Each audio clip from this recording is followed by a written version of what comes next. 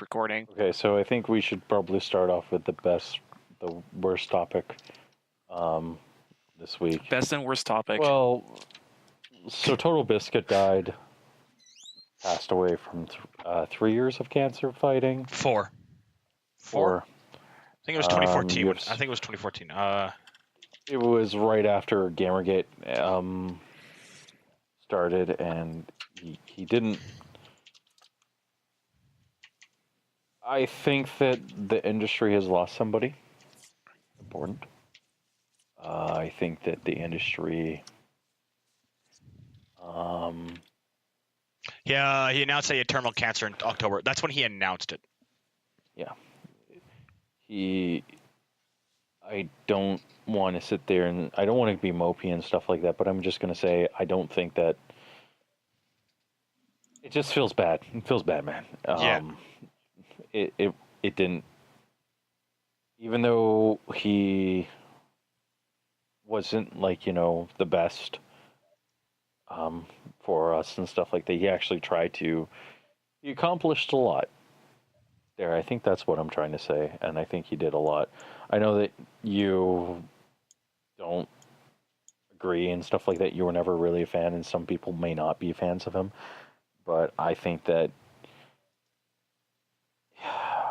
For me, with the situation with Total Biscuit, I get why everybody's like a little upset or being raving lunatics and apparent just massive assholes. For me, with the situation with Total Biscuit, I hate to say this, I can't care less. you're kind of like I didn't. You just don't. I didn't watch him. I understand what people mean. Like he it's an unfortunate loss for the industry related to like how he was a bit of an advocate for Gamergate. But I do believe that the biggest problem for me with him is like I can't care because like there was for me nothing to be like really like, well, shit, what do I care about and stuff like that. But at the same time, I do understand why people are like so upset and sad and hurt by the fact that he's passed on and stuff like that. But again, for me, it's more of a situation of like I have I can't care because like I wasn't attached to him. I didn't watch him. I didn't know him. And on top of that, for me, with the situation that actually surprises me is somebody actually commented in a chat today that I was talking in. They made a comment like, well, it kind of sucks that to see Total Biscuit die, but and the person was like, I feel really attached to him. And my comment was like, well, I guess I'm the antithesis to you because like I couldn't care at all about the situation. That's why it's like, well, I'm very cynical about death. We're all gonna die. It's just understanding how you accept it. Most people don't accept it gracefully. They like Total Biscuit. He accepted it gracefully because he fought the good fight, and then when he realized it was untenable, he tended to his last of his situations and then passed on. And I'm happy that like he's now like no longer suffering and stuff like that. But I can't. You're here. Here's what I'm going to say is that you're being far more reasonable than some of the people who were sitting there dancing on his grave. Oh God, one of the BioWare fuckers. We'll get into this on the show. Yeah. But like, I think I'm a little scared because the last time this happened was about 2013, and I think I bawled my eyes out then. What happened in 2013? And then I think Ryan Davis passed away that year. Ryan Davis? Yeah, Giant Bomb co-founder. And I'm going to say this about TB and stuff like that, and people may disagree with me, is that, yes, TB wasn't a Gamergater. Yes, TB mocked Gamergate. Yes, TB was. He was. He was. There were a few times where he said Gamergate is... He wanted games journalists to be held to the same standard that he was being held to. Yeah, which means he was with Gamergate, because remember that was what the point of Gamergate was ethics and journalism and stuff like that. And that it's better than what some people are, where they just sit on the goddamn fucking fence for all of eternity. Bogey. Sorry, but what I am I had what I am, I had hypocrisy stuck in my mouth. but what I am going to sit there and say is I'm going to say that, you know,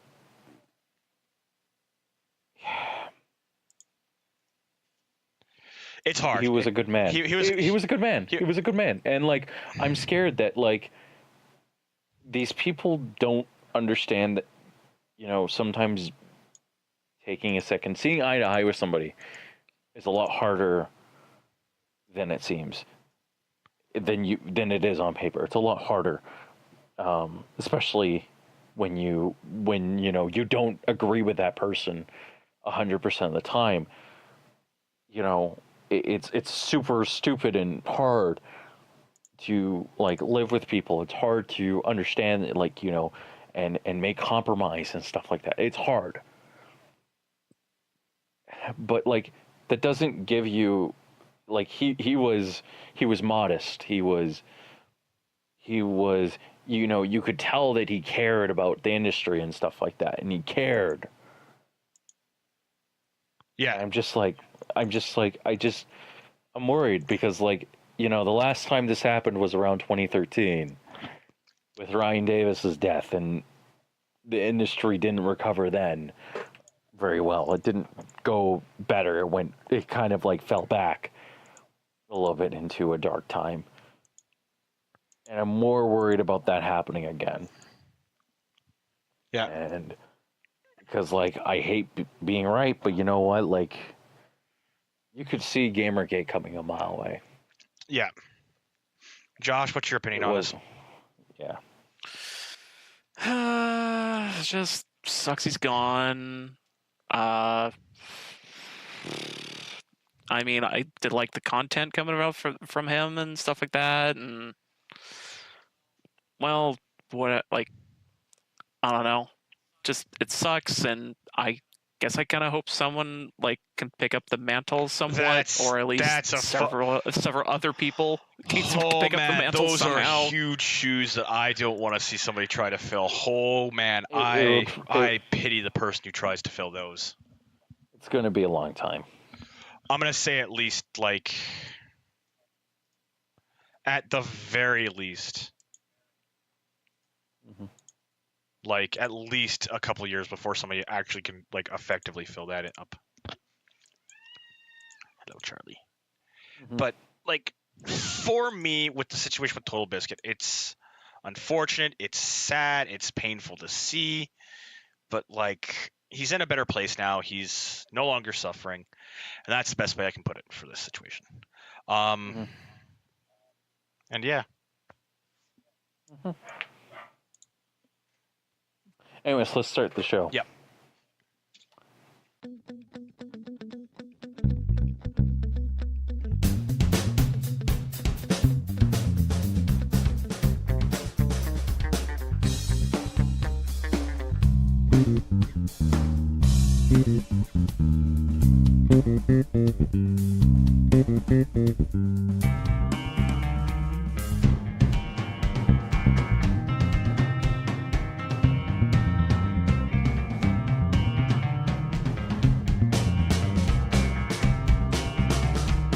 Hello and welcome to the Black Mind Podcast, episode 150, I think. Yeah, 150. Part 2. Attempt number 2. Josh, you're sure you're recording? I see it in front of me, actively moving this time. Good. We're a little actually, bit actually, you know what? Jeff, check your thing. I just looked at mine. Mine is recording. I can tell it's recording because there's a red bar and it's growing ever longer on the screen. Hey, it doesn't hurt to double check. You know what? You're right. Oh shit, it's not moving.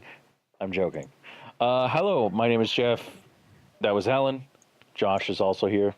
We have a fun and interesting show for you this week. Like my overclocking adventure, me playing Hunnie Pop. Allan saw Solo. I saw Deadpool. Josh saw Deadpool.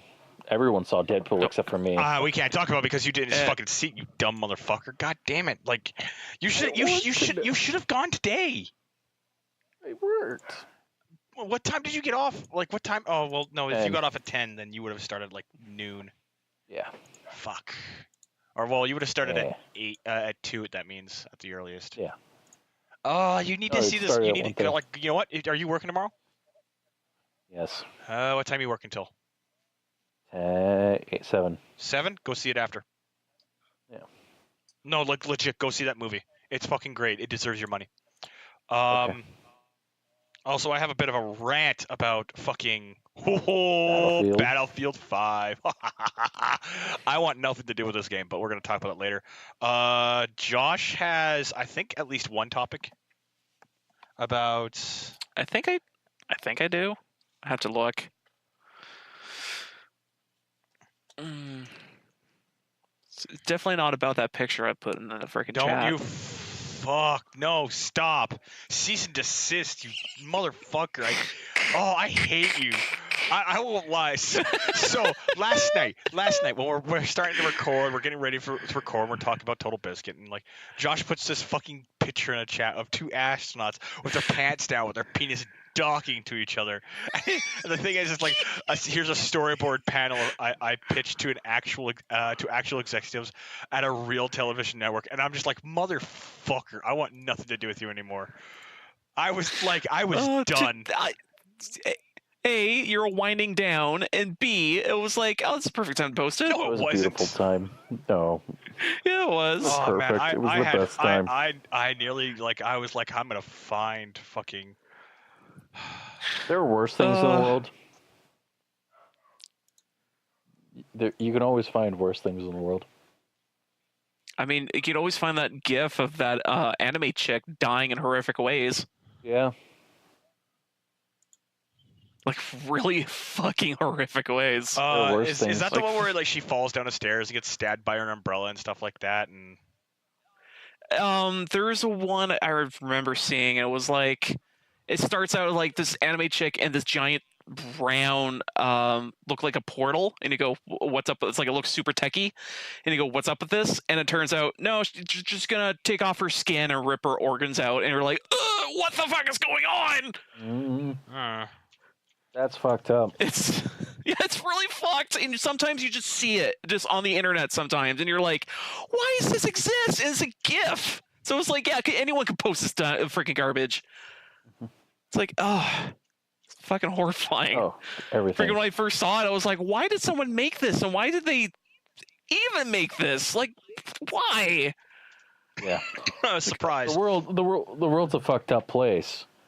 But Deadpool 2 is in this timeline, so... Well, at least Deadpool 2 is in this timeline. Is it better than Deadpool 1? No. I will stand by my guns on that one. No, it really is not as good as the first one. I think it's similar. It's close. It's up there. It's up there. But you can like I feel like there's pacing problems in the second act, where it just bang, bang, bang, and stuff just hits you so fast in the second act that it actually is like really distracting, to the point where like I'm trying to follow. Like I freely admit, like I can keep up with it, but like it was just like bang, bang, bang, thing happened, and I'm like, and some of the jokes did fall flat for me, actually, in my opinion.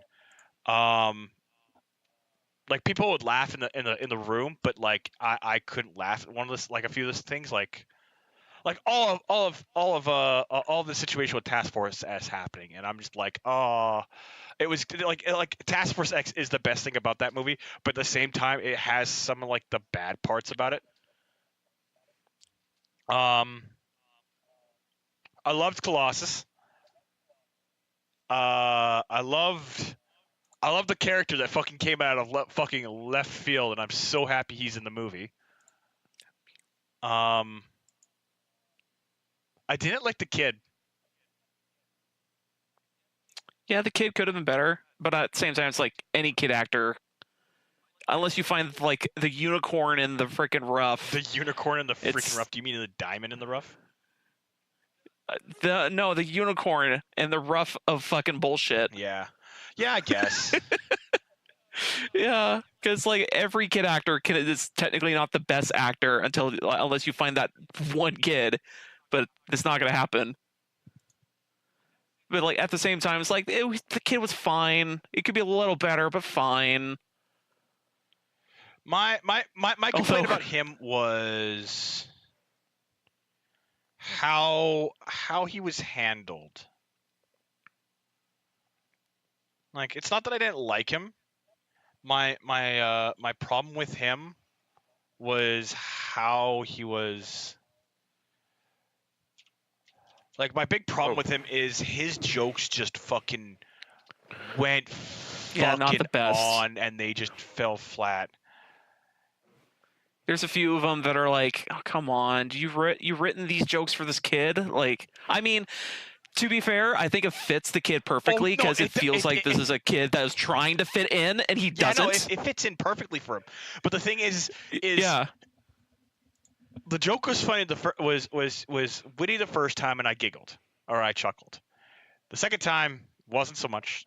Third time, certainly not. And then it just kept going down and down and down, and I'm just like, it's not. I think it's just further. Well, I agree that the joke could have been different, but I think the freaking kid just kind of not getting the social cues is probably another gimmick of like the character of that kid is like, yeah, the kid just doesn't quite get it. Yeah, no.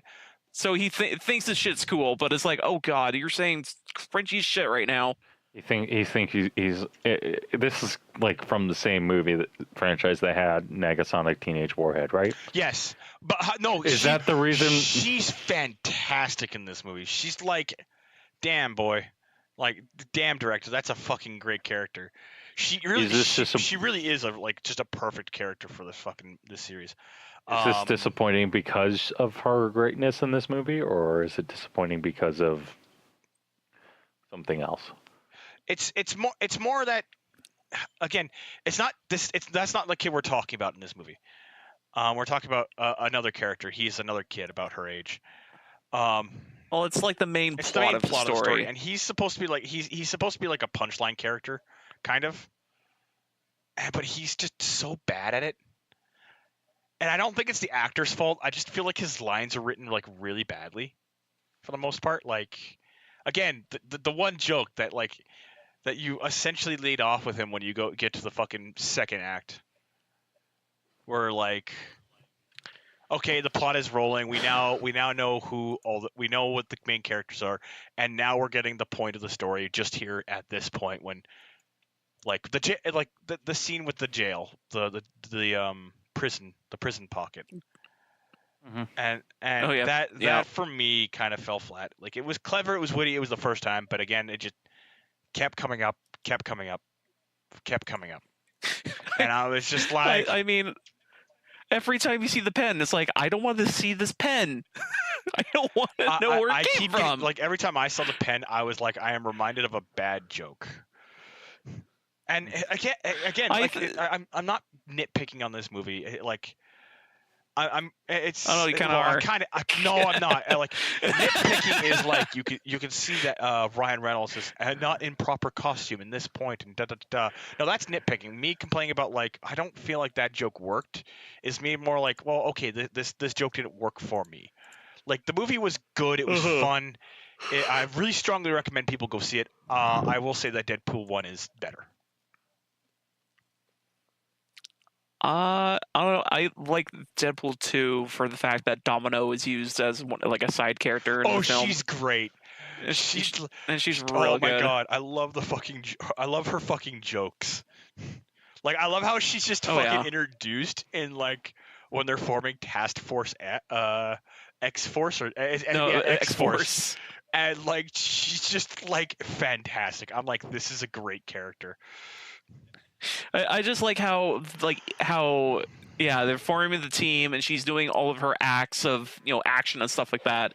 I like how she can still do kicks and punches and shoot shit, but at the same time it's like, oh, her luck ability is gonna go off. Oh, her luck ability is gonna go off again. Oh, she just saved herself perfectly. Yeah, no. Nice. I do have one big complaint about the movie. Is I feel like they changed what Cable's initial thing back in, like, his original comics and stuff like that was protecting this, like, alien baby he always had strapped to his chest. And I like the fact that again, he's a time traveling warrior and like a time traveling soldier and stuff like that. I'm not upset about that. It's actually like a really clever thing. And the jokes they do with the fucking time travel thing is fucking great. But yeah, that's my only complaint about Cable and stuff like that. I feel like they should have just gone with the like original idea of him protecting stuff. But at the same time, I know why they did that for plot reasons. Yeah, no.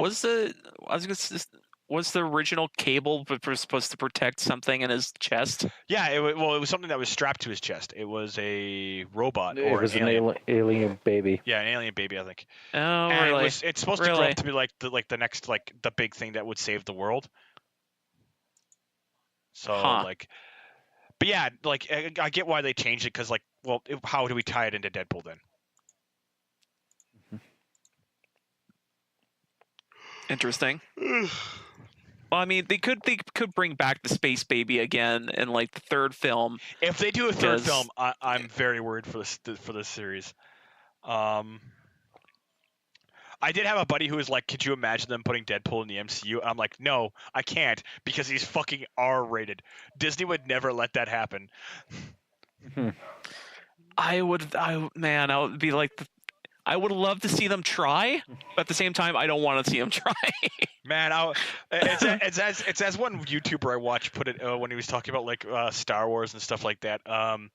He was like, when he heard about the idea of them doing a Boba Fett movie, he's like, "God damn it, they're gonna ruin Boba Fett." And then when they announced that the Boba Fett movie got canceled, he kind of like leaned back and sighed. He was like, "Damn, I kind of want to see them ruin Boba Fett." And I was just like, Jesus Christ.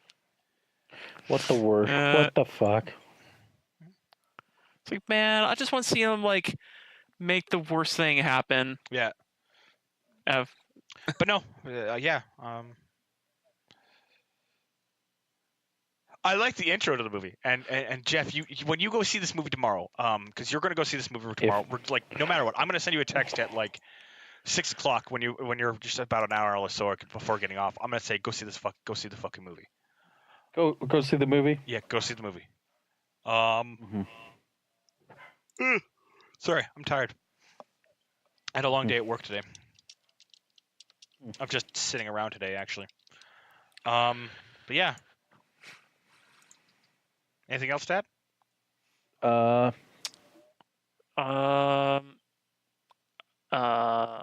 want to see I don't know, X-Men film with a whole fuck ton of B-list celebrities. Oh wait, Captain Canuck. I want to see a movie of Captain Canuck. You mean Wolverine?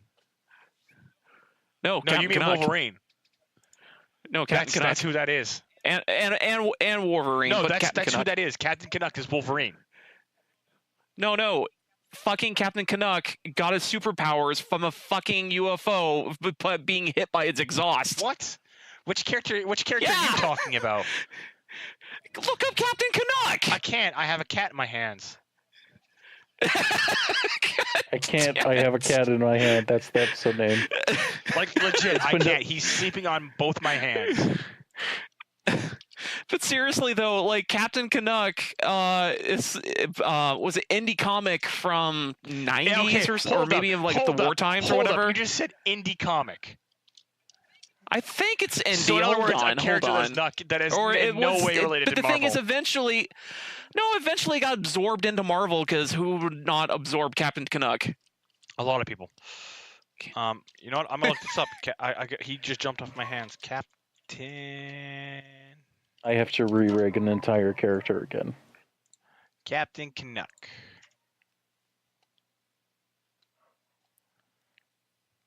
I want to say he did eventually get into Marvel, but he's part of Chapter House. He's part of Chapter House Comics.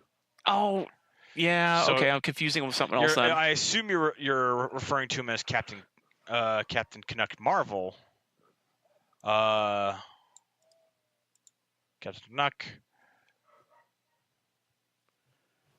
Because there was that fucking team. Oh yeah, what was like Wolverine's in a team for Team Canada or whatever way back in his history. He represents Canada. Which is great. Just like the backstory. No, he's great. Yeah. Captain Canuck is a Canadian comic book superhero created by Ron Leishmeister and thing. First successful Canadian comic book since the collapse of the nation's comic book industry in following World War II. 3 characters have worn the Maple Leaf costume of Captain Canuck. The first is Captain Canuck patrolled Canada in the then future of 1993, where Canada became the most powerful country in the world. Haha, that's funny. He was the costume agent of Canadian International Security Organization, CISO. He had 2 characters, which is Tom Evans, Darren Oak, and David Semple. But he is not owned by Marvel. He is Chapter House. He is made by like 4 different people. Or at least written by Richard Comley and Ron Leisman, and then Ryan Lagosio and Drew Lucio, and Richard Comley comes back in the most recent one with Kamal Anderskovsky. But still, like, his freaking how he got his superpowers was like, no, this weird ship in the freaking middle of nowhere in the forest. So let's check it out. I actually know who you're mistaking him for. You're mistaking him for Guardian, who is James Hudson, also known as Weapon Alpha. And Vindicator is a fictional character and a superhero is appearing in the American comic book series by Marvel. He is the Guardian. Guardian is often confused with Captain Canuck, another Canadian-themed superhero with a similar costume and superpowers. Just rip off one another. No, like he was originally created back in 1978. And I do believe Captain Canuck was 1975. Wow, they are legit like. Wow, that is 3 years apart, and I don't think that was an intentional act. I don't think that was an intentional thing. That's actually pretty cool. Interesting. Interesting, eh? Yep. Now we know more about Captain Canuck, and the other one. Knowing is half the battle. G.I. Joe. Fuck! We don't want to talk about battle right now. You really don't. Can we talk about rage that is emanating from me about that game right now? But we're not going to talk about. We're going to talk about something else. We're not allowed to. Not right now. We're not going to talk about. Well, no, we're not. What I mean is, we're not going to talk about Battlefield right now. We're not going to. Not yet. Not yet. Not yet. Eventually, it will be a.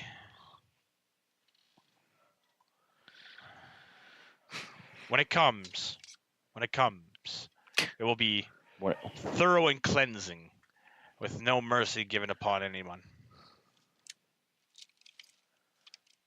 Eventually, I will scuttle everything. There will be the cleansing in 40K that you see, like the thorough cleansing that you see to like get things out. That is how vivid my rage is right now about that fucking game. I'm actually. They're all just shooting each other down there. They're all just they're just running around shooting each other down there. Basically, the exterminatus just in case. All right, fire. Fire. No, yeah, I'm not gonna talk about that just yet. I'm gonna talk about that towards the end, because I don't wanna turn this into a rage rant fucking video. But Allan, that's fun. I know it's fun. I also just don't want to do that just yet. Just you and Amber on for 30 minutes. Pretty much. All right. Well, okay. I saw Solo. I. What? Well. No. Well. What were you gonna say? Well. Solo. How was that? How was that disappointment? It wasn't a disappointment. It was good. It was, in my opinion, it's better than episode 1, 2, and 8. In my opinion, 2 but the thing is it's not great. It's not like episode 4, 5, 6. It's not. And it's not on par with like episode 3 and 7. 7 has the problem of just being a redundancy to episode 4, and 3 has the problem of just having too much like fluff and just not good writing. That's the problem with that one. This one suffers from the problem of a few things. Like some of the jokes fall flat. I like the droid, but I also feel that she's like L3. And if you guys go see this movie, she's Lando's like personal like nav droid and stuff like that. She's very meh for the most part. She feels more like a political speech point for me in some of the scenes because she's like, rise up, my brothers and sisters, and and like Lando even asks her at one point, it's like, what can I do you for? And she like looks at him looks at him and goes, equal rights. And she just like gives her this most deadpan stare, and he's just like, really? And like it like she's like, some of her jokes are great, like some of them are like quick witty, but a lot of them are just like, oh, stop. Like they fall flat. Same with Han's jokes. Like, but I love the look of the world. I love the look. I love the feel of the like the music feels great. The world looks great. I do feel like the plot is a bit rushed in some places and a bit convoluted in other points. There's a big reveal. There's a big reveal at the end of the movie that I was like, oh, that's cool. That's cool. I like that. They do. Oh, so Vader's in it. No. Vader's not in it. I do feel like they do handle like some of the old like fan comments that they didn't really like. That Han does shoot first. That they explain how he did it in 12 parsecs, and oh man, I'm happy. Like they've solved a lot of the bad jokes related, like the old, like, you remember how people were like complaining about like, well, how do you do it in parsecs? That's a measure of distance, not time. And like they fix that problem with just like, no, it's definitely a measure of distance in this one. And how they explain it, because the Kessel Run is supposed to be 20 parsecs, and how he gets it down to 12 is actually fairly clever. Although I do feel like the magic MacGuffin in this movie is kind of a bad thing. They do explain the idea of like fuel, like how in episode 8 there's like, oh yeah, there's ship fuel, and I'm like, that's cool and all, but don't these ships fly around in reactor with like giant like fusion reactors in the core of their ships? How do you get fuel into that? And that was my curious process, and they kind of touch on it, but it's not really well done. They show off Corellia, they show off Kessel, and like they make reference to Felucia, Cardia, and like a bunch of other things like that, and I'm like, that's fucking great. Like, for me, as a bit of like a Legends Star Wars fan nerd, it was fun, but I do understand the criticisms. Like, I agree with a lot of the criticisms that like it feels like how like again, how Han gets into smuggling. I feel like that was just badly done. Yeah. Yeah.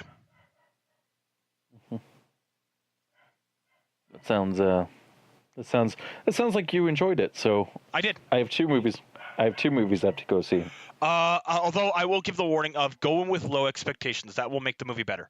Like, because I did go in with some expectations. I did go in with the feeling of a little bit of dread that they might ruin Han's character. And honestly, as somebody put it, in my opinion, and I kind of agree with it, is he doesn't capture Harrison Ford playing Han, but he does like do like a really, he does the character justice. But my problem with him is the character is too much like Captain Solo we know from Movies. the episode 4. He's almost too suave in some way. He's a character that falls really flat in some cases with some of his jokes. His other big thing is the fact that out of some of the characters are just like they're good, but they're also bad at the same time. The droid is a great character, but she's also a fucking. Oh, I feel like she's a political mouthpiece in points.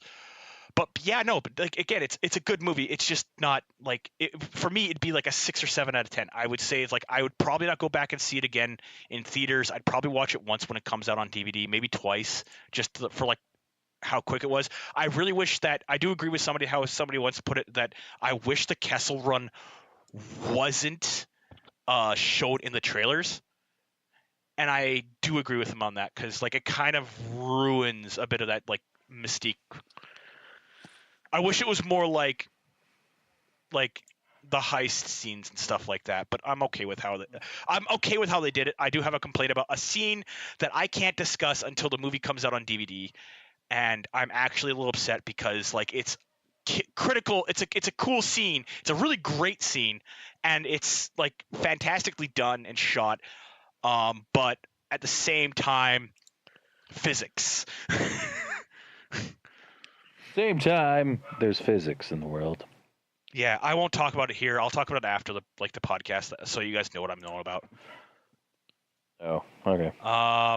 You'll ruin it for me there. Well, it's a quick. It's like a 2-minute scene in the movie. Okay. But like for me, it kind of like annoyed it for me because like I studied physics and I love space and astrophysics and stuff like that.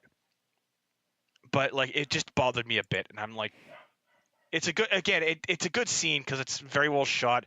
It looks very nice, but the problem with it for me is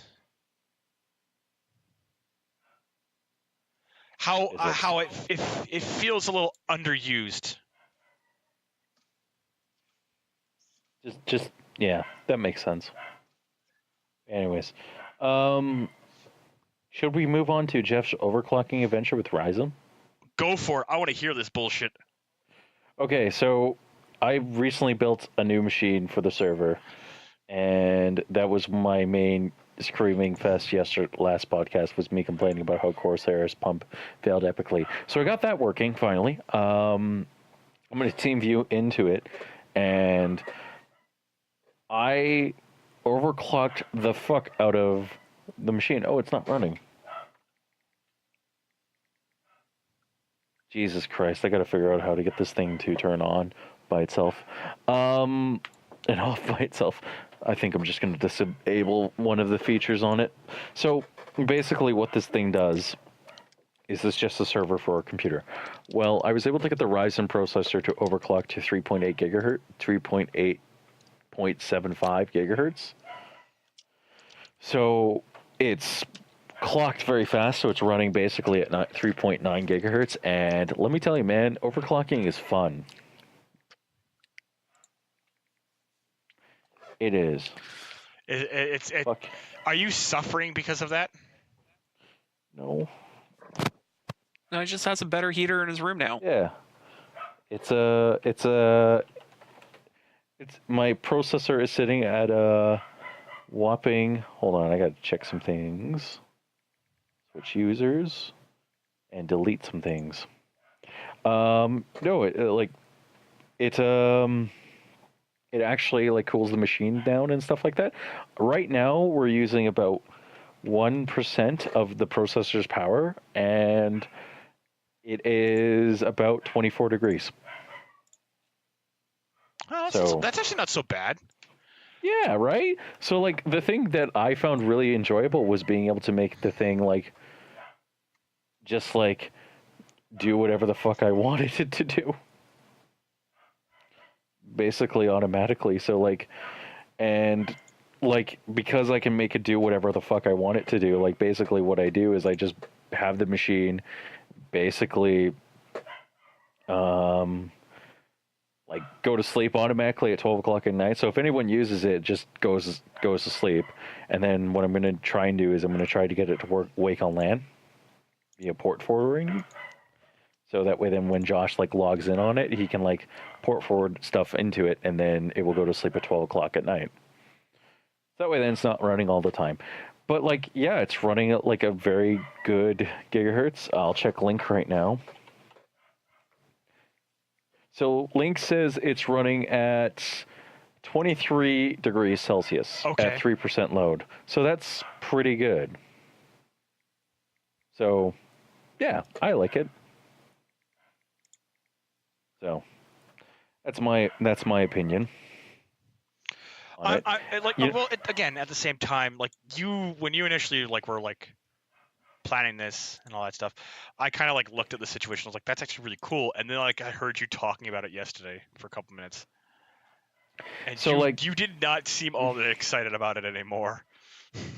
So no, but this is really fun.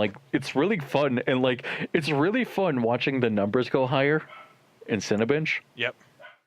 And then watching it fail, and then being maybe I'll do maybe 0.2 volts more. Because the only real reason why I didn't do that on my Intel build was because I would have to delit it, and that's way too much work for me. I don't know if Allan knows this, but I'm a fucking idiot. I know Josh knows this. I knew this since I started helping you with that one fucking project. Yeah, well, not a huge idiot. Just shots fired. You're a dick, bud. Sometimes. Not a huge idiot. Just a doofus. Just a little bit of a doofus. Moron. Yeah, a little bit of a doofus, but you know what? I'm a lovable doofus. But basically, once I got this thing working and stuff like that, I could do all of these things, and I could do all the things, make all the things do everything. And, I actually ran an overclock on my i7. The only reason why it's not running an overclock right now is because I shut my computer off at every night. So I actually physically push the power button and it turns off. The clock was causing my processor to jump rapidly to 40 degrees, 30 degrees, 20 degrees, because Intel has a very terrible thermal interface material in between the processor and everything like that. Whatever. Long story short. So everyone's like, why doesn't Intel just solder the thing on there? And it's once they soldered it, it's very good. I'm actually really kind of my next CPU, I'm actually going to delit, and I'm going to put in a custom water block on it that's meant to hold it in place, because I kind of enjoyed doing this, and it was very fun. It was fun for me. Yeah. Fuck you, I'm crazy. Yeah, only kind of. Anyways, the Ryzen 8 core also seems really good, and it's overpowered. It's great for media creation and stuff like that. It's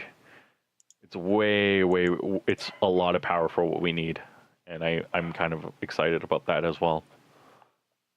I mean, so for me, I don't overclock. I don't like overclocking because I don't want to fucking destroy my computer. You're overclocking. I don't need a K. I don't need the K processor. Whereas me, I'm no, fucking give me the K. I want that K. It's not that. It's more I just don't want to ruin my computer.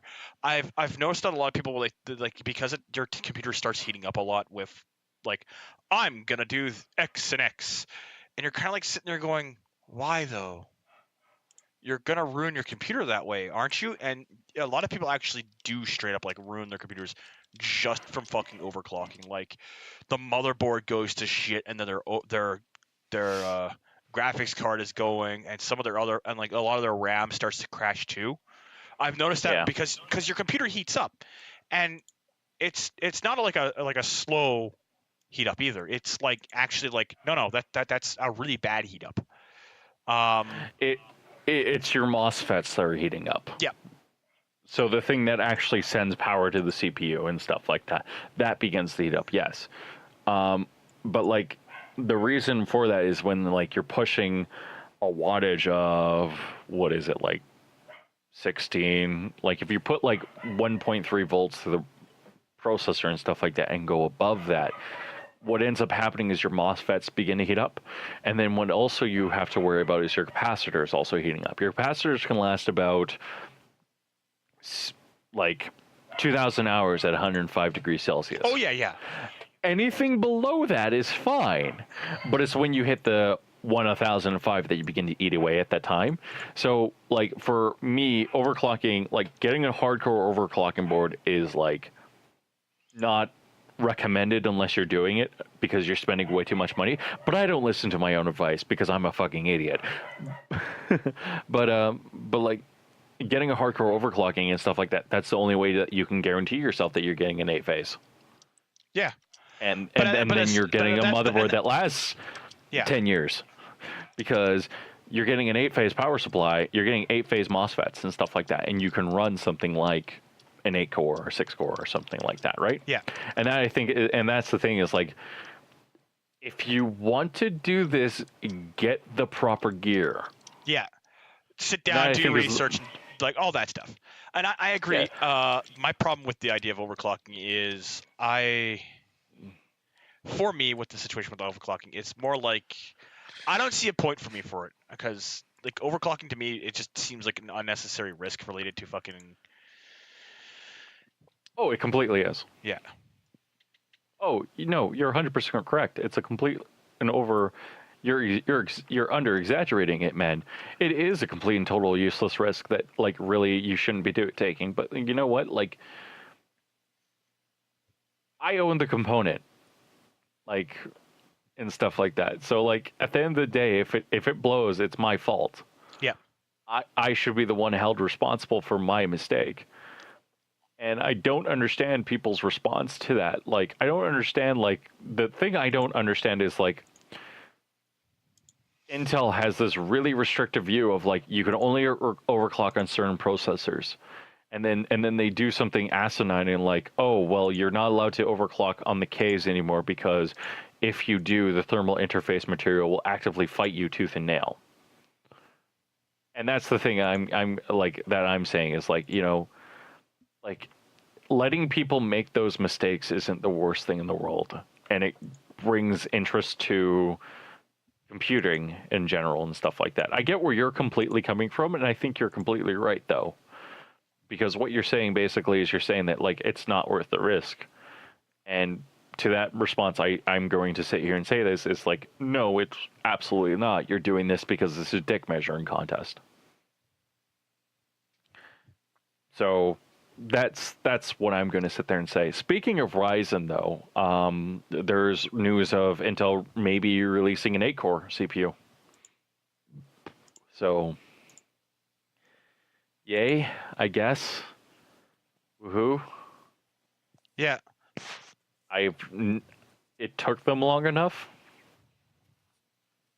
It fucking took them long enough in order to make this fucking CPU that, you know, it took Ryzen for them to make a 6-core, and it took Ryzen for them to make an 8-core. Yeah. So I'm actually really excited because you know what? This is what Bulldozer should have been. And that is, I think nobody else is going to fight me on that. Josh? Just as long as the computer doesn't explode, I guess we're fine. Yeah. Josh is excited because Josh is due for an upgrade soon. Yeah, although not sure when, but I'll eventually get it. What's going to eventually end up happening is Jeff's going to blowtorch his motherboard. Just straight blowtorch. Yeah, like I'm going to be like, hey Josh, like, want a new motherboard? Yeah. Okay. Does your dad have a blowtorch in the house? He does. Great. Actually, yeah, he might. I just don't know. Yeah.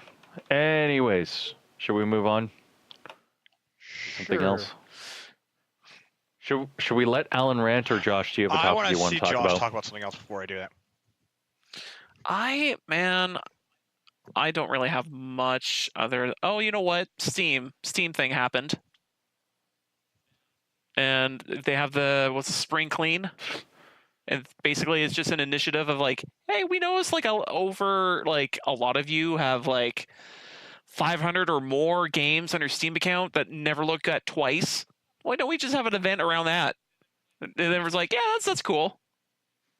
So and now it's like you get badges according to like, you know, basically of like, oh, here's a game that you bought recently but you haven't tried, or here's a game that you played for maybe under an hour, maybe you should try again. and it just there's a lot of like little badges and stuff like that to go with like the different games and the different things that you've bought over the years and whatever.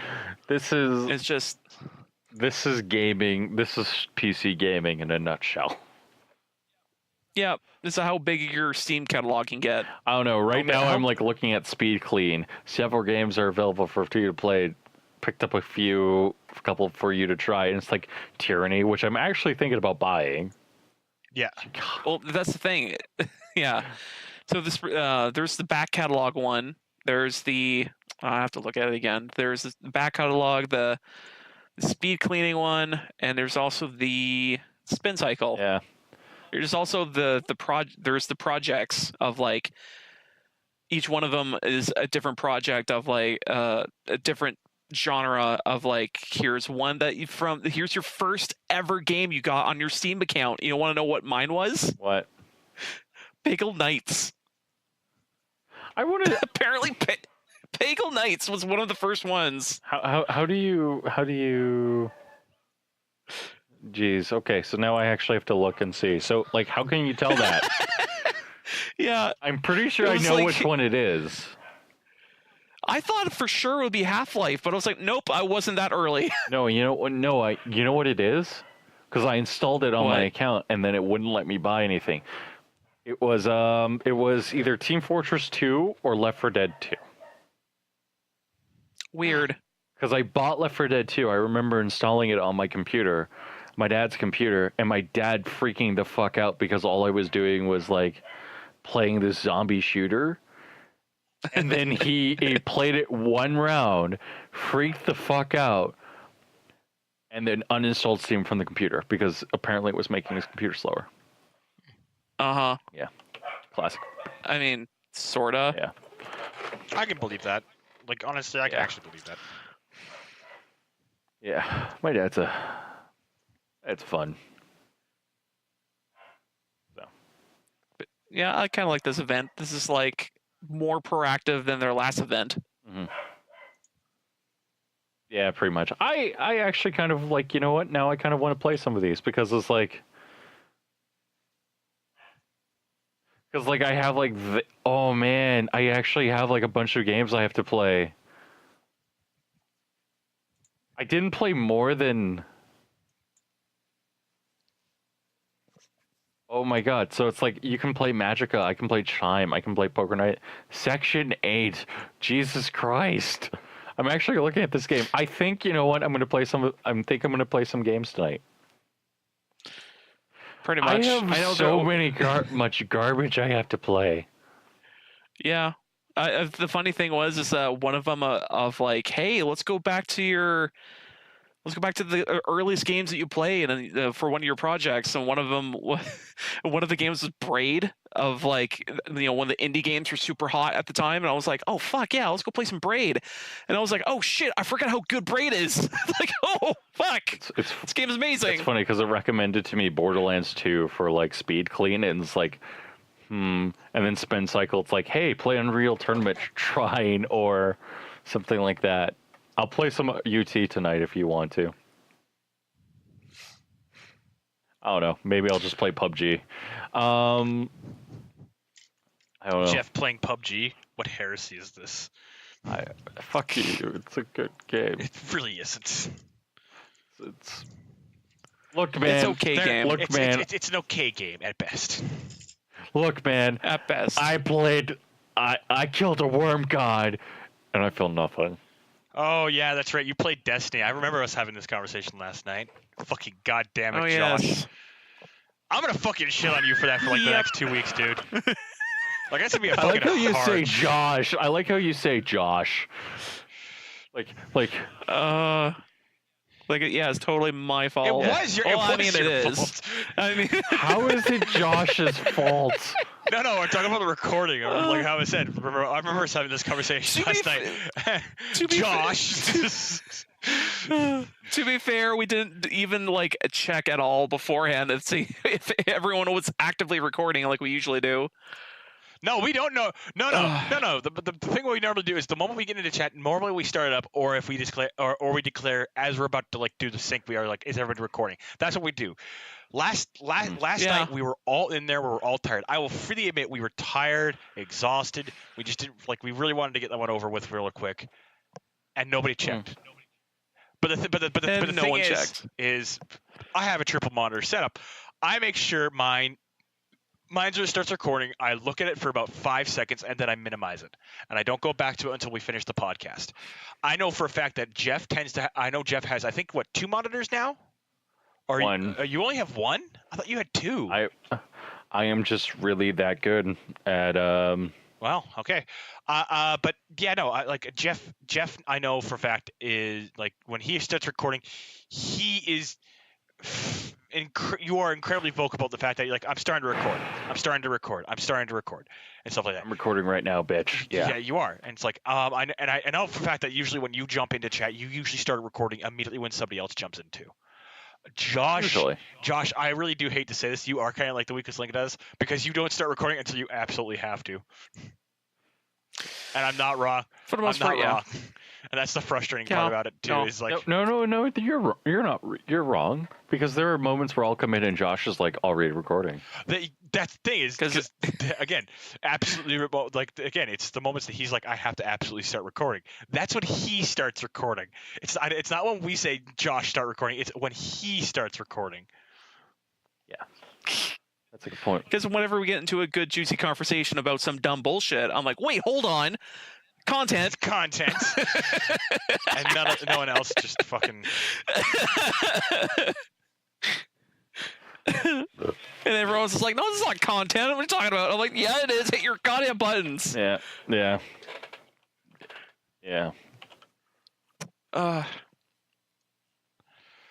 yeah. Well. Yeah. So how is Destiny good? No. It's okay. Just play Vanquish and Warframe and be better off? Yeah. Maybe. I mean, that's fair. Yeah. It's yeah.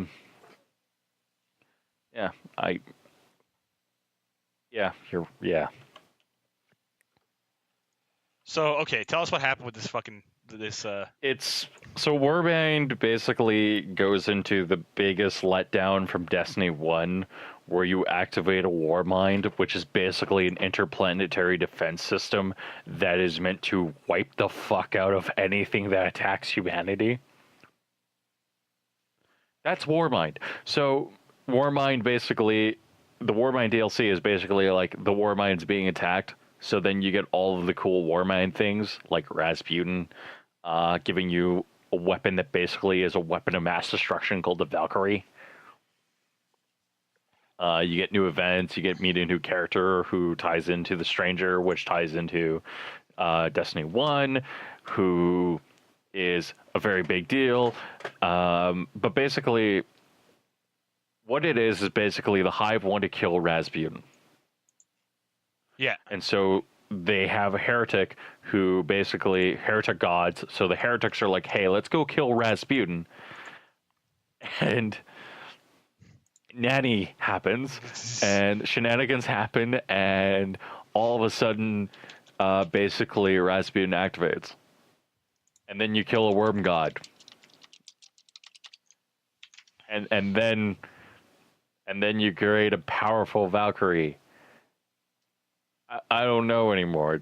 It's more Destiny, and I liked it. It's better than the last Destiny. From what I've heard from, like, I haven't played Destiny 2, and I don't know if I really want to play Destiny 2 because fuck you do. Like, because I played Destiny 1, and I played it for about, I think, 3 hours, and I just lost all interest in it. And I was playing with a friend. I was playing with some of my best friends. I was playing with Brendan Vekved and his brother, or one of his friends.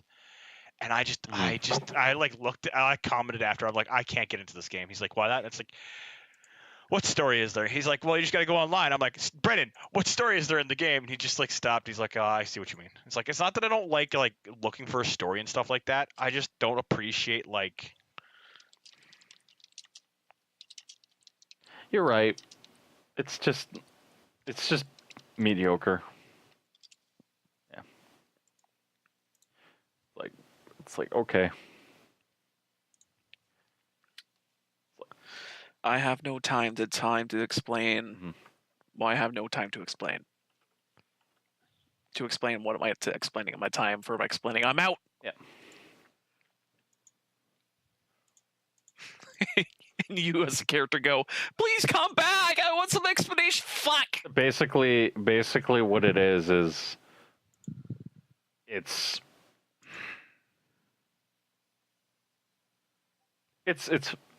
it's pretty cool. It's interesting. It's fun. Yeah. It's stupid. I liked it. Could be a lot worse. Yeah.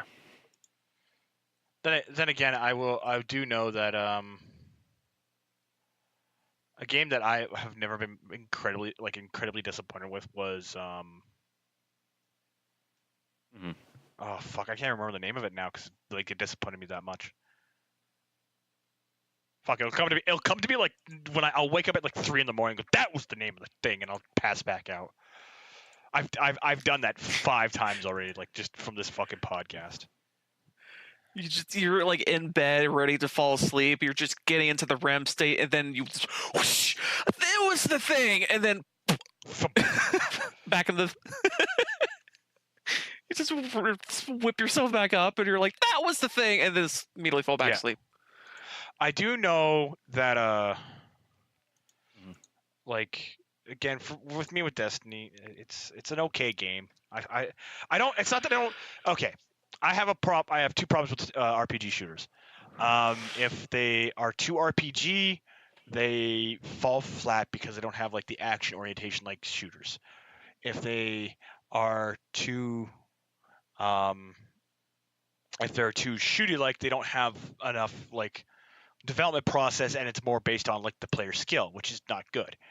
Destiny, I want to say, ends up actually falling more into the problem of the latter, the second category, because you just get better weapons and gear as you go along, but you don't really develop any skills and stuff like that over the course of it. That's what I noticed when I was playing Destiny 1.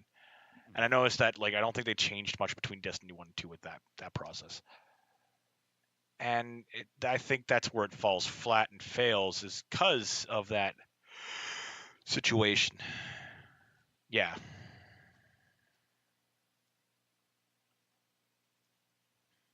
But yeah. Mm-hmm. So, am I gonna rant now, or do we want to wait a little bit longer?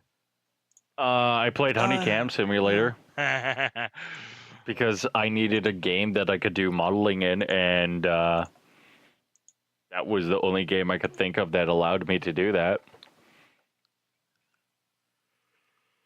So I journeyed into the folder that would never be journeyed into. What a fucking mistake that was. It's a good game. It's actually a fucking good game. Oh, I mean, a lot of the Honey Pop games are actually pretty fun. I mean, for the Honey Pop, what was it? The one you're playing, isn't that just you own an empire? Yeah, it's a management sim. Okay. I literally got messages from people last night being like, why did you play this instead of playing Sea of Thieves? And I was like, for the podcast. Yeah. Yeah. Because it was actually for the podcast. What I like the fact that is that Honeycam, like, again, the Honey games are actually like really fun.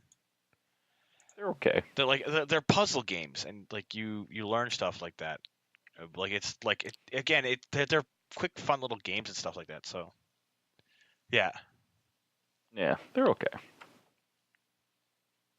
I wouldn't sit there and say like they're better than like some, but I would sit there and say that they are definitely. There's definitely a lot more in them than I would say most games have. Yeah. There's a lot of passion there and stuff like that. A lot of adult passion.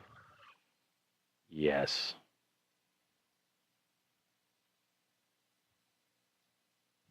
Yeah, I would say pretty much that. Yeah.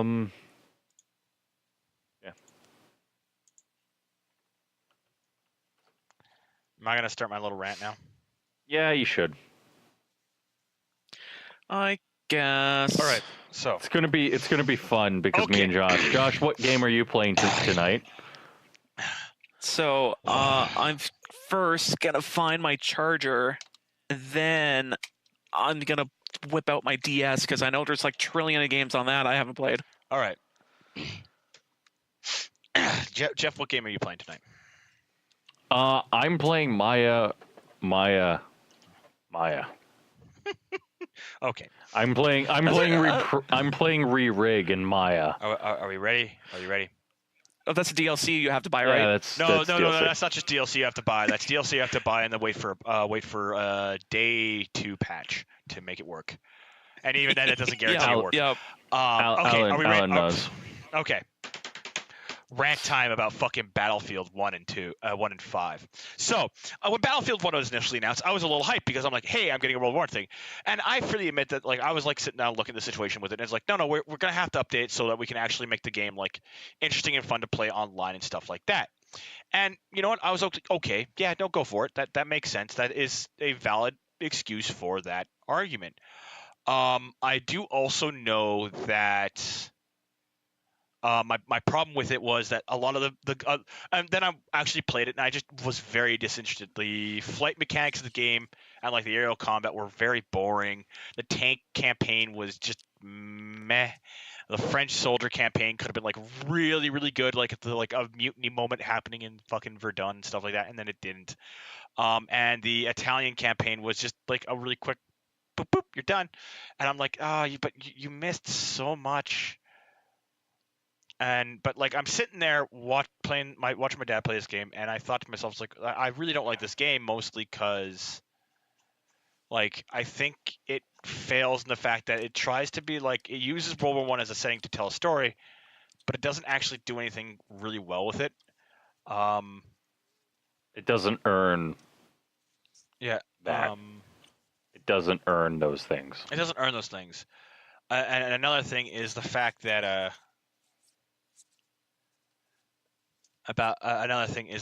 we need like it just kind of like it blows over like several chances to do like some really cool interesting campaign ideas, and that is like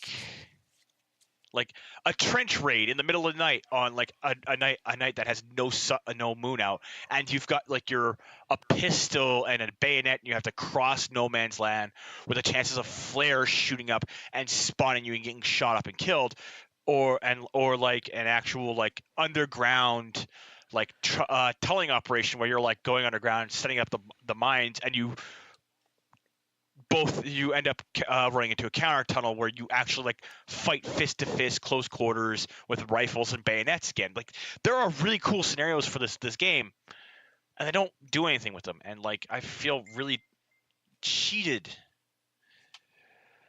with like how it was done.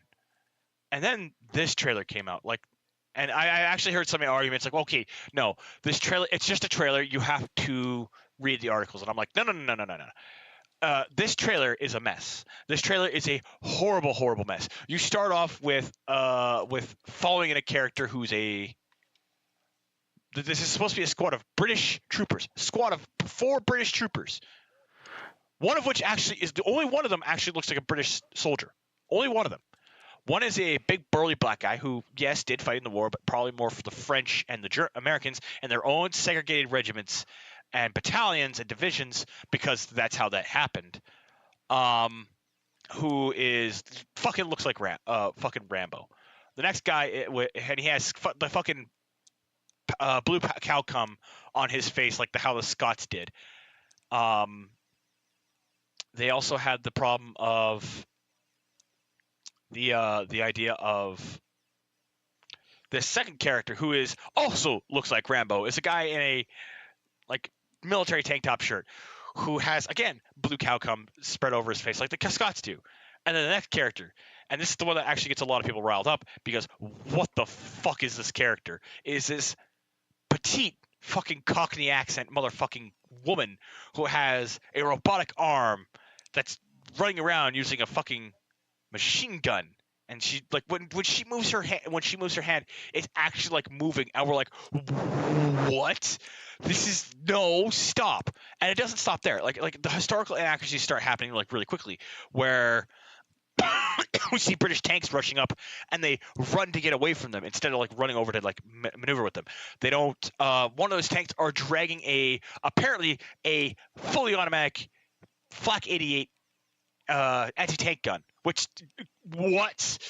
We also see a American trooper driving a German Kenner tractor, which is even more stupid. It's like, and just as like the trailer just gets more and more crazy, over the top, and like if this is supposed to be like, well, this is what happens a lot in Star Wars stuff, with like in online game and stuff like that. But like, holy shit, man! Are you thinking what I'm thinking of? Like, this should be alternative history instead of actual history. Yes, like you know what's really frustrating, and like if you want to do women in war, you do it in roles that make sense. A good example is the Russian snipers and the Russian women who served in tank crews and stuff like that. There you go. That's how you get your women. If you want women in games, there you go. That's a really good example.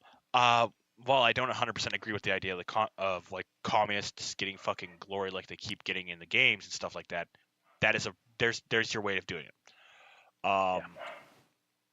Another good example would be like for like hell, so the nursing staff on a warship as like they're being like attacked at Iwo Jima or Guadalcanal and stuff like that, where they were medical ships with women on board who were tending to the wounded, while Vals were dive bombing them and attacking them and trying to sink them. Like that was the role that women served in the thing, like not frontline soldiers. That wasn't even allowed up to be fucking like up until 2016 with England, let alone Canada, Germany, any of these other countries and stuff like that. And like, I'm mad because this game looks like shit. EA is going to I honestly, they're gonna put this game out. It's gonna be fucking crap, and all these people are gonna play it for the fucking online. I hate this game already because it's just like, how can you the appeal of going back to World War II is to be like historical, or like if it was an alternative history storyline, that's like all you need to go is like it's an alternative history timeline where it's clearly different. Like you can tell, like, well, a good example is Wolfenstein. Wolfenstein is clearly an alternative history line where you can tell that like Germany won, they thoroughly beat out everyone else, and all these things, and like it's all these things where it's just like, yeah, like things happen, this is how they happen, and this is how you get to this alternate timeline. That's all you need. That's all you need. But nobody does it. And that's the reason why like a lot of people are actually upset about this fucking game, is because not because of like it's a woman in the game, not because there's a black guy in the game. It's because like legit this game looks like crap just from the fucking first trailer. And this trailer is going to determine how a lot of people feel about this game. And yeah, I don't know. I think the thing is that like part of me thinks that like the reason why everyone's freaking the fuck out is because, how do I put it and try to still say smart things? It just seems like everyone's just going like, well, they didn't need to do this, and it's like, yeah, they still did. Like, they did it because they felt as if it was the best option. And it really wasn't. Like, it really wasn't. Like, I don't think I can sit there and say that enough. Is like, it just feels mishandled down to like everything. It just doesn't feel. It feels as if that like they sat there and they were trying to appease everyone, and in doing so they pissed off their most hardcore group. And to the people who don't care, it's probably not going to be the game. Like, it's still going to be a Battlefield game. But it's like, somebody like Allan's going to give a shit. No, but yeah, I'm gonna just retch all over this game. I don't think I'm gonna get the game for my dad because I know he's gonna want the game, but I'm not gonna touch the game. Like if I can avoid it. It's like sitting there and asking like the most hardcore of hardcore people, like, you're not doing, like, you're not changing anything. You're actually breaking it in two. Like, you're kind of ruining everything at the same time. So it's like, well, okay, I guess that needs to happen. Like, I don't know what to tell you. Whatever. Let the past die. That's Allan's motto. No. Fuck off. I couldn't resist. Okay. Anyways, is that a podcast? Yep. I guess so. Okay. Hey Josh. I just noticed that you posted something in there. I did. Killer 7 got announced. For PC. Sacrilege. Which is like, I know, it's like, holy shit, someone actually did something productive. Somebody at Grassard made a good game. You mean they're just re-releasing a game that was released years ago for the fucking PC? Yeah. I mean, so they literally at this did point, nothing new. Yeah, so literally nothing, but at the same time, it's like, it's a re-release of a game that everyone wants to freaking play. So it's like, I think this is a positive. It is.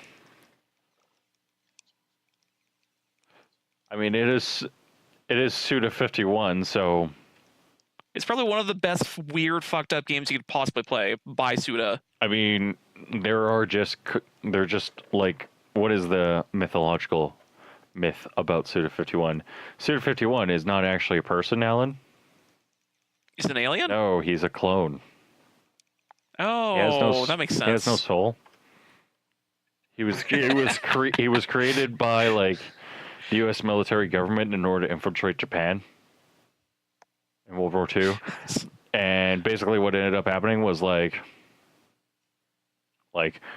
all of the, what is it? All of the, I think something happened, like something stupid happened, and basically like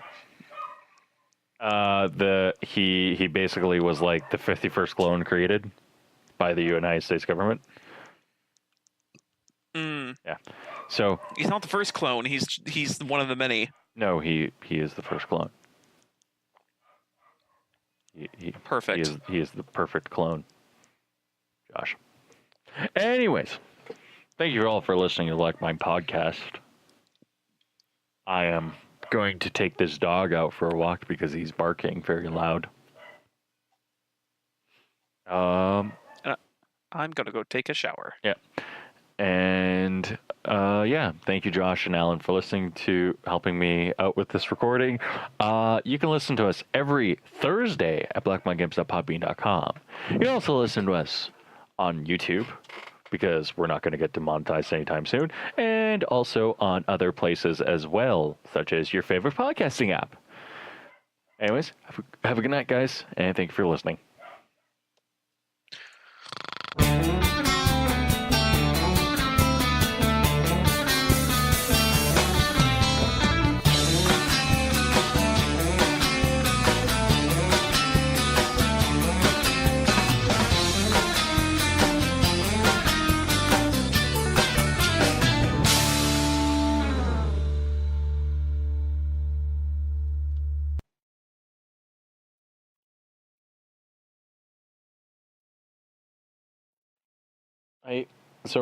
I'm listening to this. There's hunt. The hunt for Red October is on. Are you recording, by the way? There. Yeah. You're actually recording this time? Okay. Perfect. Josh just started recording. So today I ended up watching The Hunt for Red October. Oh, really? Yes. That's a mighty fine movie, if I do say so myself. It's a decent film, you know. Um, better than some. And actually kind of very funny.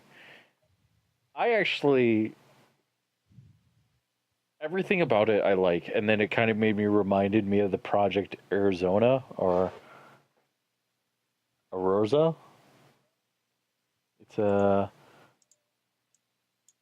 Project Arizona, I think. Basically, what it was a ship that was meant to drag a Soviet Union up from the bottoms of the depths, and then it also reminded me of the Soviet guy who tried to escape Soviet hands with the most advanced Soviet warship ever created at the time. So I was like, oh, this is cool. This is cool shit. CIA and stuff like that, which led to the comment maximum communism. So yeah, that was my day. How was your day? Josh had an electrical fire at work. Oh, I watched Solo. Do you hate yourself? No, it was a good movie. I would say, like, if I had to give was it better than The Last Jedi? Obviously. Nothing could be as bad as. I do agree with some people. They should have done some things different. Like how they should have done the difference of how his origin name. A few of the characters' jokes fell flat. A lot of the real humor, it felt very forced. But I liked the idea. I liked how it was done. Eldon didn't do, like, he couldn't capture Harrison Ford's, like, couldn't impersonate him well, but he did portray some of the characters very well. Lando was fun, except for the fact that I feel like he just kind of, like, got politicized because of a fucking statement.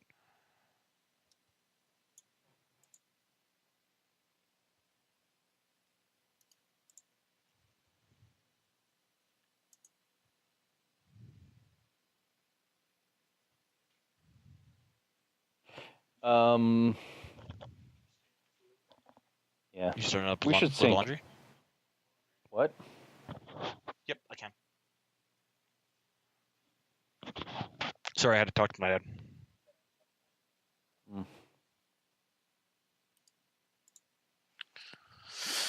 Okay.